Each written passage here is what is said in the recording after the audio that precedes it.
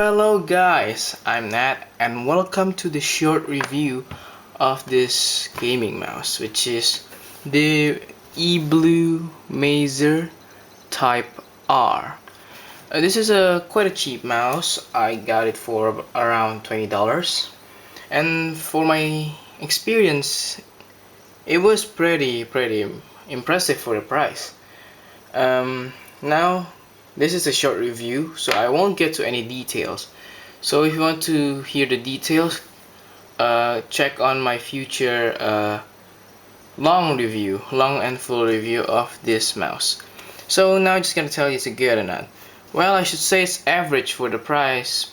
Actually, it's good for the price, but it's an average mouse overall. This mouse features a very nice sensor, which is one of the Avago sensors, which is quite old for now because Avago, I think they have sold themselves to Pixar, I guess. I heard some of them. So this is still using the Avago sensors, which is a very good sensor. The buttons are not Omrons or anything. They are self-made, and they have a durability up to 3 million clicks, which was pretty decent for the price. But most gaming mice these days have more durable buttons, like such as 8 million clicks, 10 million clicks, or even 20 million clicks for some high-end gaming mice. But these could only hold for 3 million, and still 3 million is quite a lot for a mice. You just keep clicking this for 3 million times. By the way, I own this mouse for 2 years and it's still working. So I think it would last you around 3 years or something like that. But the buttons are getting quite unresponsive for the years of usage. I think I would get a replacement for this mouse later on. So the sensor is pretty nice. The buttons are also pretty nice, but I think they need more travel distance, as these appear to not have too much travel distance, but they are very clicky and very tactile. They just need more travel distance. Also, they did that weird plasticky sound. I don't know if you guys can hear it, but if you use it, yes, you can hear it. The build quality is very nice. They use very high quality plastic on the black matte parts, but in the glossy green parts they use very crappy plastic that was usually used in Chinese toys, as you see here. Let the camera focus. Please focus. There. You see there? That white plastic is usually used in Chinese toys, which is quite a bit shame. And yes, it does feel a bit, not a bit, just more thinner, as you see here. It's so thin I could just yank it off and break it, but I don't want to because I haven't found a replacement for it. But yeah, I just demonstrate that the glossy parts are very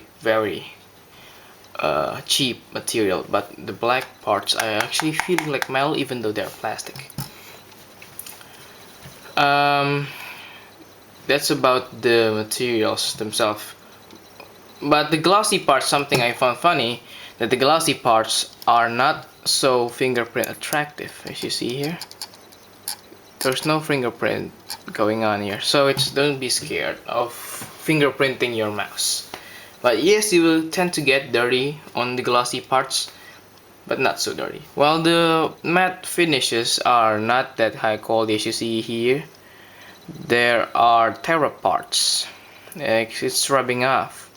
This is the part that I mostly touch the mouse, like this and like this if I'm web browsing. So these two parts are actually rubbing off quite badly. See here, there. And also in this part, as you see, it's rubbing off too. There.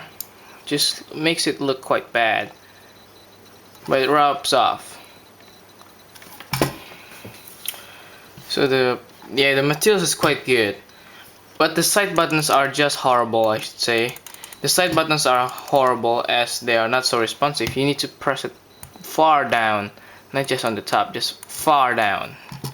Well, the DPI switch is a bit too small for my taste, and it has 4 colors which is very identical to each other. I will explain about the colors on the long review, but in this review I just explain it just like that. It has 4 colors which is very identical to themselves, so I think you could get a bit confused. But this mouse doesn't have any software, so you cannot control it. You only have 4 settings: at 800 at blue, 1600 at purple, 1200 at purple, 1600 at darker blue, and 2400 at pink. I will tell you how to differentiate it in the long review, but now I'm just gonna say about that. The cable is braided, as you see. There, it's braided. It's a braid cable, but it's not really high quality. It's a bit thin, not too thin though. It's quite average, but it's so stiff. I think it would like limit your movement, except if you don't have it plugged in. It will limit your movement as it is so stiff, but it's quite long. It's about 6 feet.